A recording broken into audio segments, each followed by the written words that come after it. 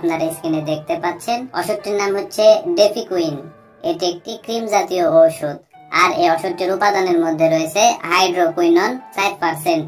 আর এই ওষুধটি উৎপন্ন করেছে বাংলাদেশের সুনামধন্য ওষুধ company Unimed Unihealth pharmaceuticals limited. তো ক্রিমটির কার্যকারিতা বলতে গেলে মুখের বা ত্বকের বিভিন্ন প্রকার দাগ, যেমন ব্রণের দাগ, বয়সের দাগ, বলিরেখা, মেলাসমা ইত্যাদি দাগ দূর করতে ক্রিমটিকে ব্যবহার করা হয় এবং মুখের ত্বককে উজ্জ্বল ও মসৃণ করতেও ডেফিকুইন এই ক্রিমটিকে ব্যবহার করা হয়।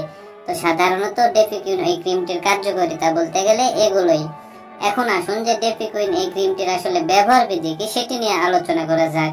তো ক্রিমটির ব্যবহার বিধি বলতে গেলে বিশেষ করে যারা প্রাপ্তবয়স্ক তাদের ক্ষেত্রে আক্রান্ত স্থানে দিনে 2 বার হালকা করে মালিশ করে ক্রিমটিকে লাগাতে হবে। এটাই হচ্ছে ডেফিকুইন এই ক্রিমটির ব্যবহার বিধি।